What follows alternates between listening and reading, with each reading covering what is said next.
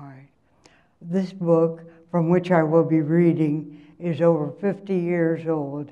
I got it, it's called The Face is Familiar by Ogden Nash, and I liked Ogden Nash's poems so much. And in a street fair in Chicago, I saw this book among other things on a tray, and I said, oh, I want that. And they charged me 35 cents for this book over 50 years ago.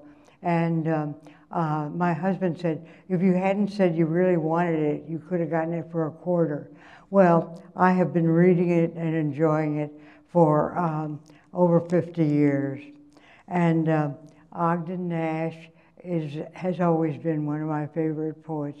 And so I'm going to start with a poem called, oh wait, I think I better put on my glasses so I can see what I'm reading. Okay. The poem is called, What's the Matter? Haven't you got any sense of humor?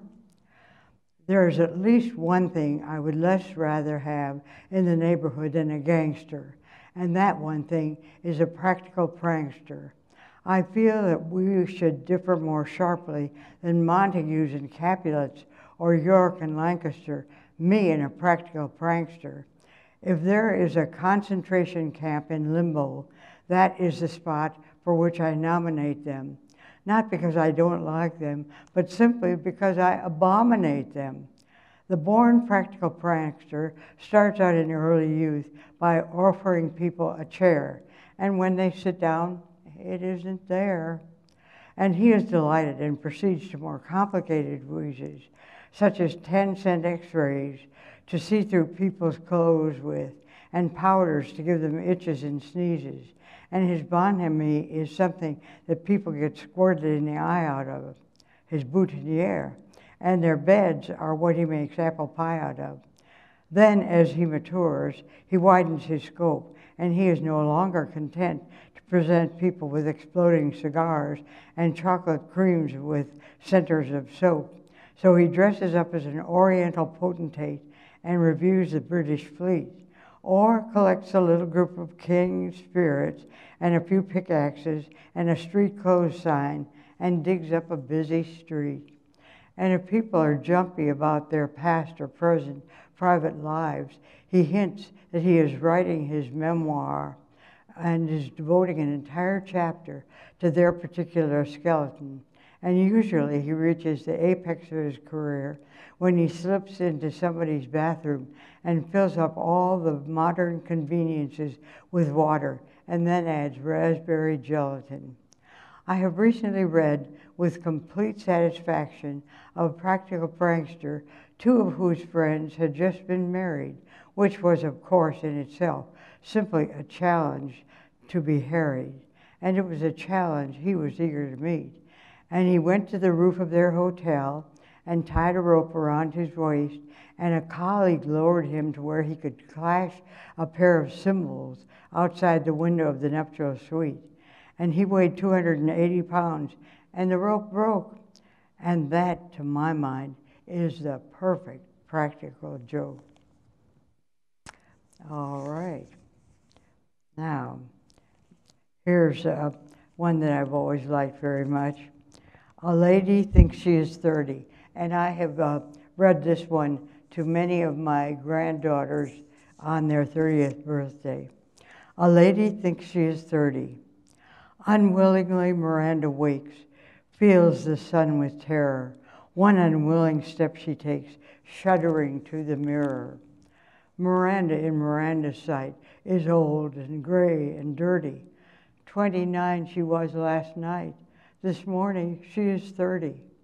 Shining like the morning star, like the twilight shining, haunted by a calendar, Miranda sits a-pining. Silly girl, silver girl, draw the mirror toward you. Time who makes the years to whirl, adored as he adored you. Time is timelessness for you, calendars for the human. What's a year or 30 to loveliness made woman? Oh, night will not see 30 again, yet soft her wing, Miranda. Pick up your glass and tell me then, how old is spring, Miranda? Okay. Now, here's one I've always liked. Um, this is called Hush. Here they come. Some people get savage and bitter when to backbiters they refer, but I just purr. Yes, some people consider backbiters to be the rankest of the rank, but frankly, I prefer them to people who go around being frank.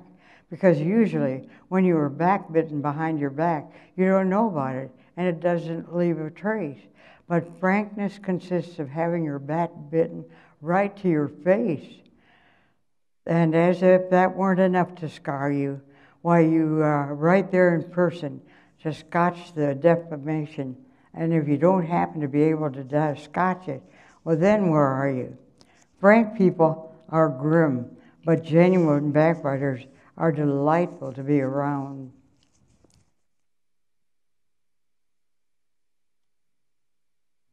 Genuine backbiters are delightful to be around because they are so anxious that if what they have been saying about you has reached your ears, you shouldn't believe it, that they are the most amiable companions to be found.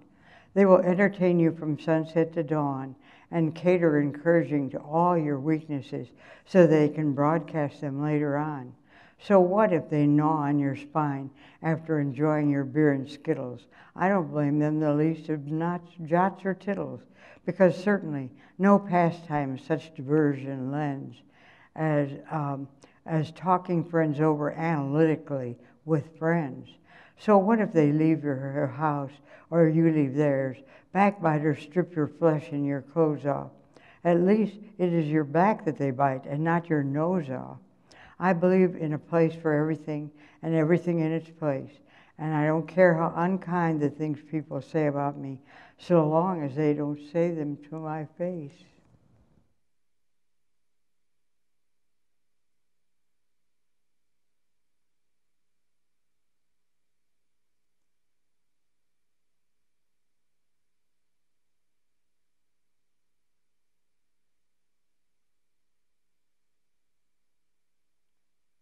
Golly, how truth will out. How does a person get to be a capable liar? That is something that I respectfully inquire. Because I don't believe a person will ever set the world on fire unless they are a capable liar. Some wise man said that words were given to us to conceal our thoughts. But if a person has nothing but truthful words, why, their thoughts haven't even the protection of a pair of panties or sloths. And a naked thought is ineffectual as well as improper and hasn't a chance in the presence of a glib, chantilly whopper. One of the greatest abilities a person can have, I guess, is the ability to say yes when they mean no, and no when they mean yes. Oh, to be Machiavellian, oh, to be unscrupulous, oh, to be glib, oh, to be ever prepared with a possible fib. And now we have one here called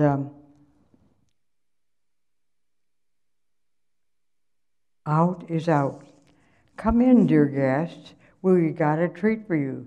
We've prepared a different place to eat for you. Guess where we're going to have our dinner. Everyone guess. Who'll be the winner? The dining room? Heavens. It's hereby stated. The dining rooms are dreadfully dated. What in the world could be more problem than to eat in a place in which you can see in? The living room? No, you're off the path. No, in the bedroom? No, not the bath. And not the cellar and not the attic. The kitchen? No, that's too democratic. Do you all give up? Well, listen and hark. We're going to dine outdoors in the dark. We're going to dine outdoors on the terrace, as dark as an anti-kink air or heiress. No lights, because there aren't any plugs. And anyhow, lights attract the bugs. And anyhow, in the dark we're found, there are bugs enough to go around. Oh, it's drizzling a little. I think perhaps the girls had better keep on their wraps. Just strike a match and enjoy the way the raindrops splash in the consomme. You probably won't get bots or pellagra from whatever lit on your potiphar. Now you're not expected to eat with skill, and everybody's supposed to spill. If your half-boiled chicken leapt about, that's half the excitement of eating out. If you dust it with sugar instead of salt, it's everyone's fun and nobody's fault. And if anything flies in your mouth perchance, why that is mystery, that's romance. What a frolic and what a lark if it is to eat outdoors in the dark. The direst fun since I don't know when. Would you eat in a stuffy old room again? Oh, yes, you would, you lukewarm liars. And I'll see you tomorrow at the cleaners and dyers. And we have another one here. That Reminds Me is the name of the poem. Just imagine yourself seated on a shadowy terrace, and beside you is a girl who stirs you more strangely than an heiress. It is a summer evening at its most superb, and the moonlight reminds you that to love is an active verb. And the stars are twinkling like anything, and a distant orchestra is playing some sentimental thing, and your hand clasps hers, which rests there without shrinking. And after a silence fraught with romance, you ask her what she is thinking. And she starts and returns from the moon-washed distances to the shadowy veranda and says, "Oh, I was wondering how many bamboo shoots a day it takes to feed a baby giant panda." Or you stand with her on a hilltop and gaze on a winter sunset, and everything is as starkly beautiful as a page from Sigurd Undset. And your arm goes around her waist, and you make an avowal, which for masterfully marshaled emotional content might have been a page of Oettinger or Thackeray's. And after a silence fraught with romance, she says, "I forgot to order the limes for the daiquiris."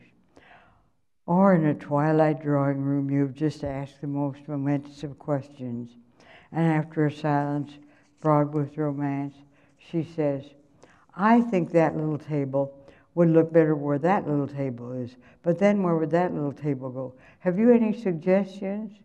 And that's the way they go around hitting below the belt. It isn't that nothing is sacred to them. It's just that at the sacred moment, they're always thinking of something else.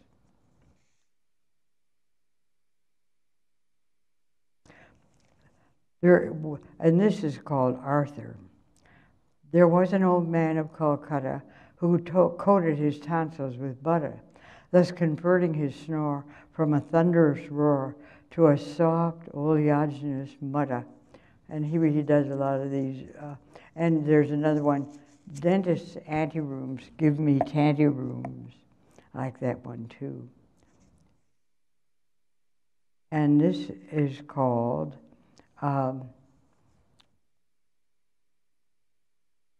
What Almost Every Woman Knows Sooner or Later.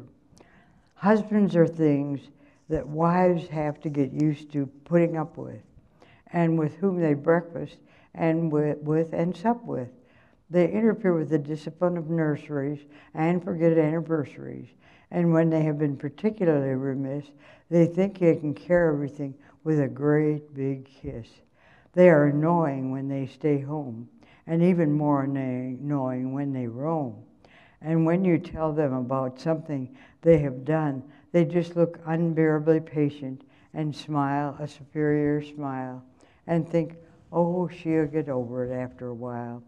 And they always drink cocktails faster than they can assimilate them. And if you look in their direction, they act as if they were martyrs and you were trying to sacrifice or immolate them. And when it's a question of walking 5 miles to play golf, they're very energetic. But if it's doing anything useful around the house, they're very lethargic. And then when they tell you that women are unreasonable and don't know anything about logic, and they never want to get up or go to bed at the same time as you do, and when you perform some simple, common, or garden right, like putting cold cream on your face or applying a touch of lipstick, they seem to think you're up to some kind of black magic, like a priestess of voodoo. And if you serve meatballs for dinner, they'll put upon and say, can't we ever have a sirloin or a porterhouse? So if you get them what they want, and then when the bills come in, they act as if you're trying to drive them to the slaughterhouse. And they are brave and calm and cool and collected about the ailments of the person they have promised to honor and cherish. But the minute they get a sniffle or a stomachache of their own, why, you'd think they were about to perish. And when you're alone with them, they ignore all the minor courtesies, and as for airs and graces, they utterly lack them. But when there are a lot of people around, they hand you so many chairs and ashtrays and sandwiches and butter you with such bowings and scrapings that you want to smack them. Husbands are indeed an irritating form of life, and just though through some quirk of providence, most of them are really very deeply ensconced in the admiration of their wife. And the next one is called Kindly Unhitch That Star Buddy. Oh, I'll read this one first. This is a literary reflection. Philo Vance needs a kick in the pants. Thought you'd like that one. And this is called Kindly Unhitch That Star Buddy. I hardly suppose I know anybody who wouldn't rather be a success than a failure, just as I suppose every piece of crabgrass in the garden would rather be an azalea. And in celestial circles, all the run-of-the-mill angels would rather be archangels, or at least cherubim and seraphim. And in the legal world, all the little process servers hope to grow up into great big Baal and seraphim. Indeed, everybody wants to be a wow, but not everybody knows exactly how. Some people think they will eventually wear diamonds instead of rhinestones, only by everlastingly keeping their noses to their grindstones. And other people think they will be able to put in more time at Palm Beach and the Ritz by not paying too much attention to attendance at the office, but rather by being brilliant by starts and fits. Some people, after a full day's work, sit up all night getting a college education by correspondence, while others seem to think they'll get just as far by devoting their evenings to the study of the difference in temperament between brunettes and blondes. Some stake their all on luck, and others put their faith in their ability to pass the buck. In short, the world is filled with people trying to achieve success, and half of them think they'll get it by saying no, and half of them by saying yes.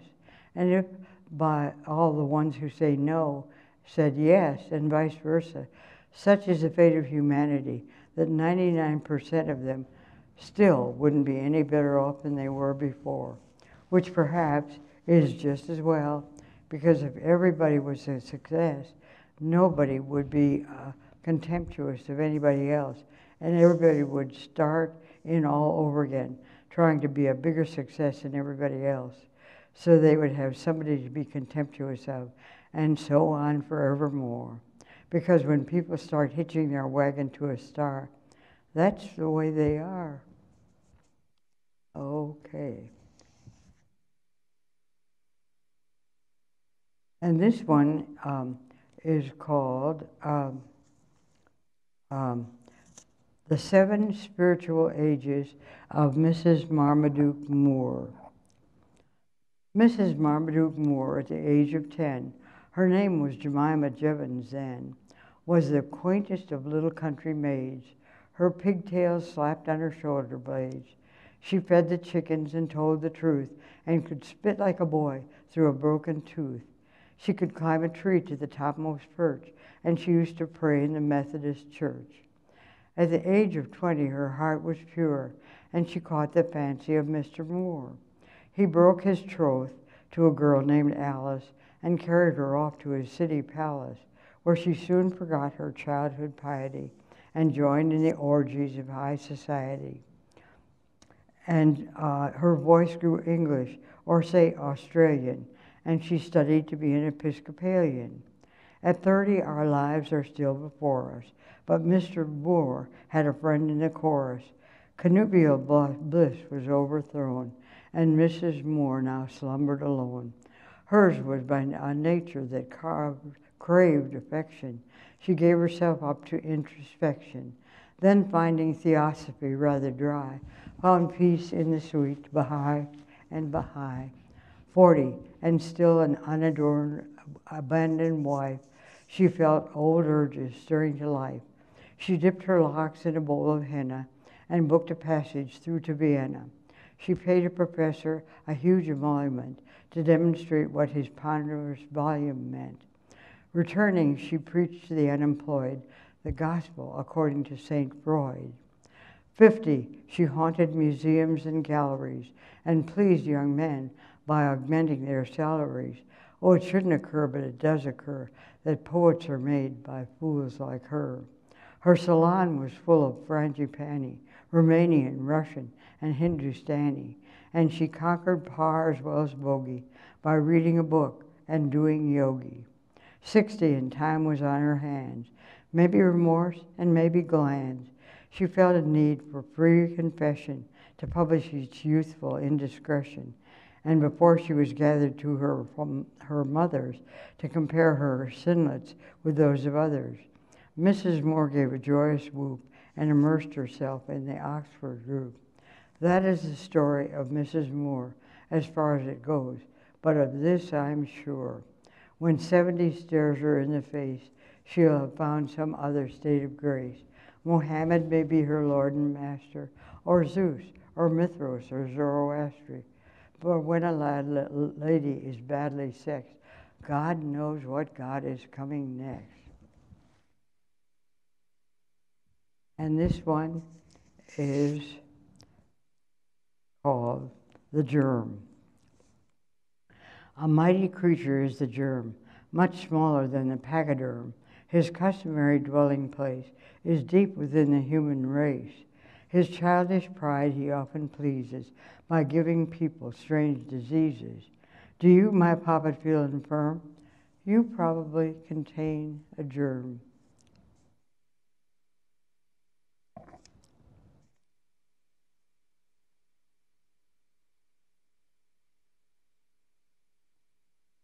And this is called the purist.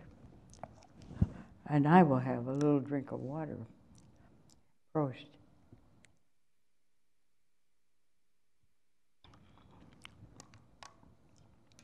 I give you now Professor Twist, a conscientious scientist. Trustees exclaimed, he never bungles, and sent him off to distant jungles. Camped in a tropic riverside, one day he missed his loving bride. She had, the guide informed him later, been eaten by an alligator. Professor Twist could not but smile. You mean, he said, a crocodile. And we have another one here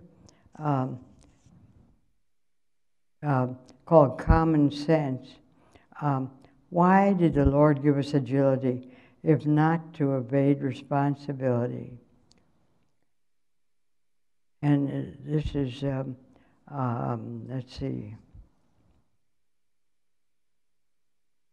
just a piece of lettuce and lemon juice, thank you. The human body is composed of head and limbs and torso, kept slim by gents at great expense, by ladies even more so. The human waistline will succumb to such and such a diet.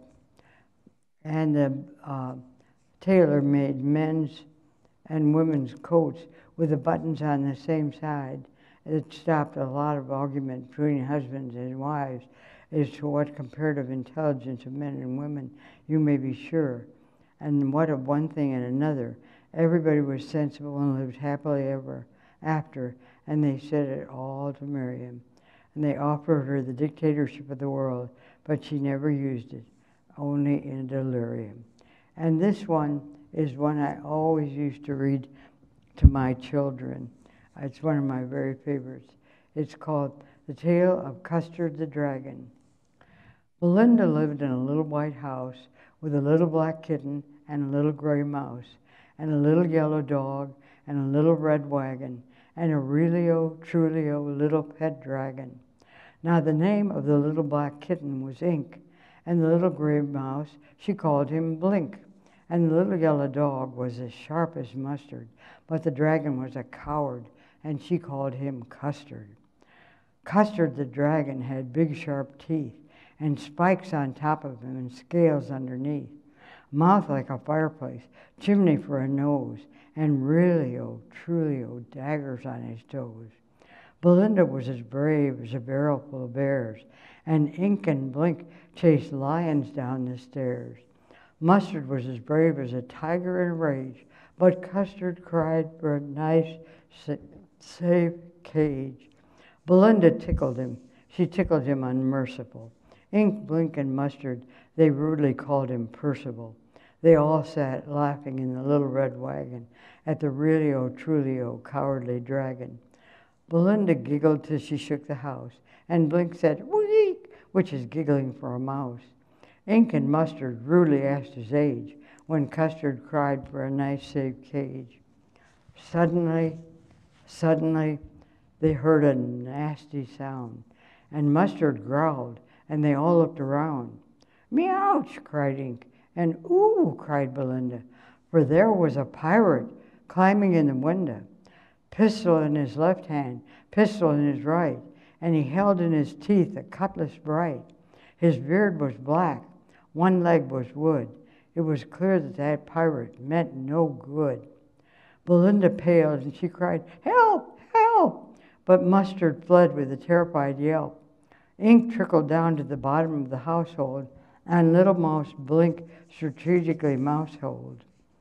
But up jumped Custard, snorting like an engine, clashed his tail like irons in a dungeon, with a clatter and a clank and a jangling squirm. He went at that pirate like a robin at a worm. The pirate gaped at Belinda's dragon and gulped some grog from his pocket flagon. He fired 2 bullets, but they didn't hit, and Custard gobbled him every bit. Belinda embraced him, Mustard licked him, but no one mourned for his pirate victim. Ink and Blink in glee to gyrate around that dragon that ate that pirate.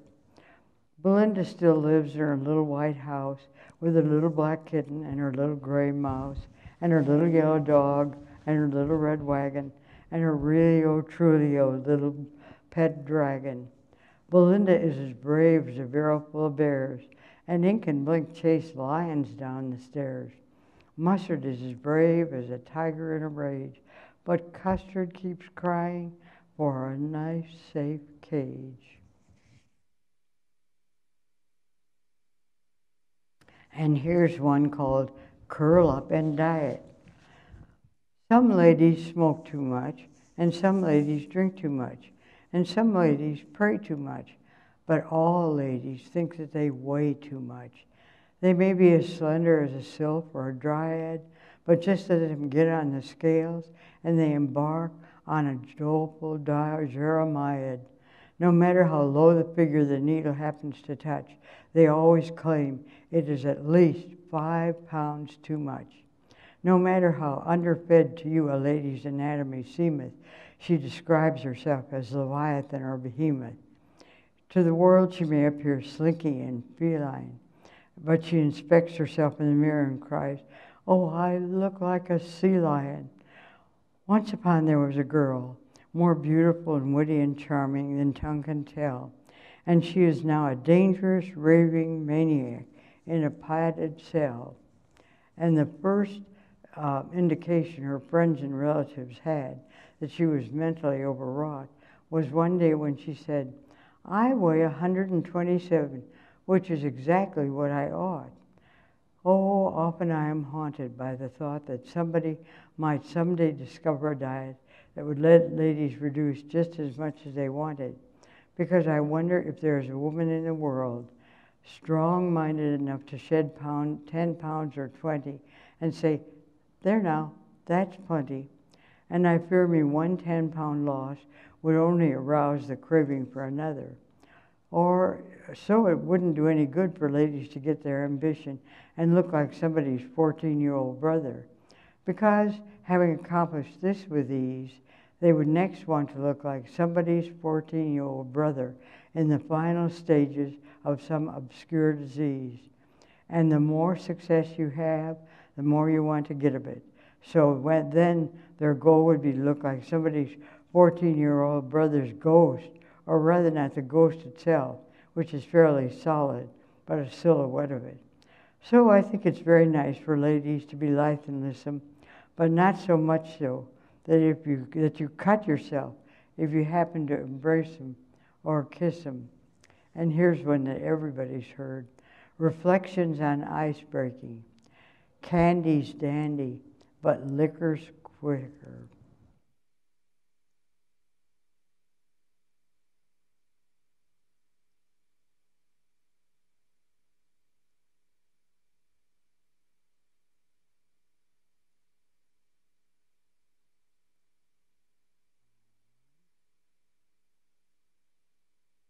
To a small boy standing on my shoes while I am wearing them. Let's straighten this out, little man, and reach an agreement if we can. I entered your door as an honored guest. My shoes are shined and my trousers are pressed. And I won't stretch out and read you the funnies, and I won't pretend that we're Easter bunnies. And you must get somebody down on the floor. What in the hell are your parents for? I do not like the things that you say, and I hate the games that you want to play. No matter how frightfully hard you try, we've little in common, you and I. The interest I take in my neighbor's nursery would have to grow to be even cursory, and I would that performing sons and nephews were carted away with the Dale or refuse. And I hold that frolicsome daughters and nieces are ample excuse for breaking leases. You may take a sock at your daddy's tummy or climb all over your doting mummy, but keep your tensions to me in check, or, sonny boy, I will wring your neck. A happier man today I'd be, had someone wrung it instead of me. And here's one called, I've always liked this one especially too. My child is phlegmatic, anxious parent.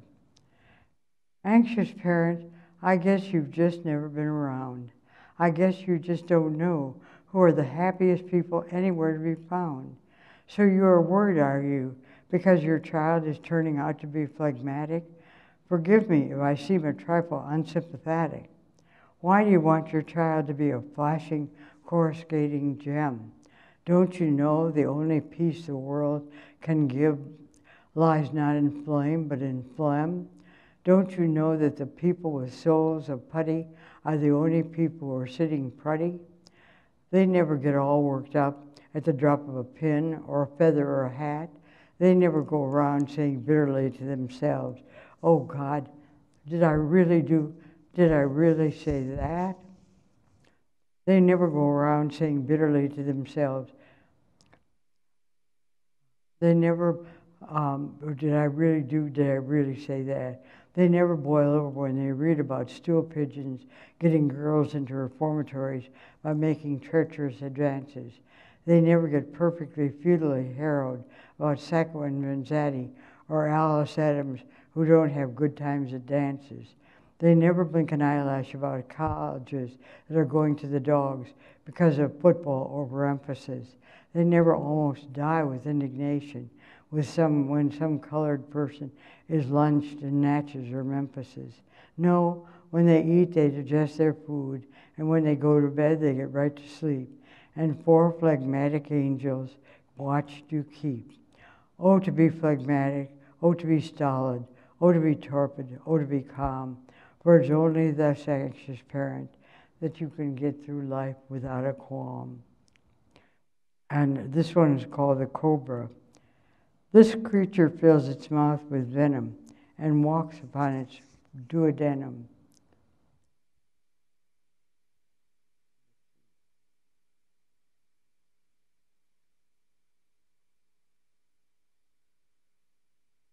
And here's one called To a Lady Passing Time, Bitter Left Unpassed. Oh, lady with the loosened hair, why do you play at solitaire? What imp, what demon misanthrope prompted this session of lonely hope? What boredom drives you? And great Lord, how can such of you be bored? The gleaming world awaits your eye, while you essay futility. That mouth is shaped for livelier sport than paging at a pasteboard court. Why even the red knave longing lingers, while black queens wait in those white fingers. See now the joy that lights your face, squandered on some fortuitous ace, where formerly dark anger burned, when a fire preserved would not be turned. Oh, know you not that darkling frown could topple Caesar's empire down? That quick, bright joy, if flashed on men, could sudden build it up again? Get up, throw down the pack. Rise in your gown of shining black. Withdraw, my dear, while you are able, the 10 slender feet from near the table. Remove from that regretful baize the elbows curved in cunning ways. Is there no game that pleasure brings, but fretting over painted things? No gay, ecstatic end in view, but shuffle and begin anew? Get up, I tell you, girl, get up.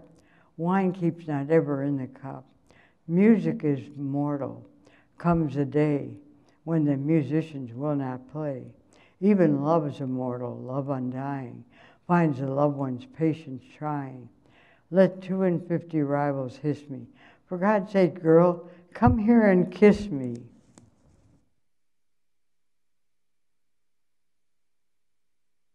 And this is called The Rabbits. Here's a verse about rabbits that doesn't mention their habits. And dentist anterooms give me tantrums. And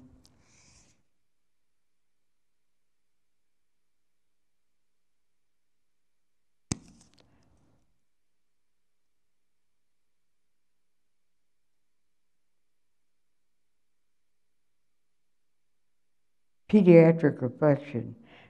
Many an infant that screams like a calliope could be soothed by a little attention to its diape.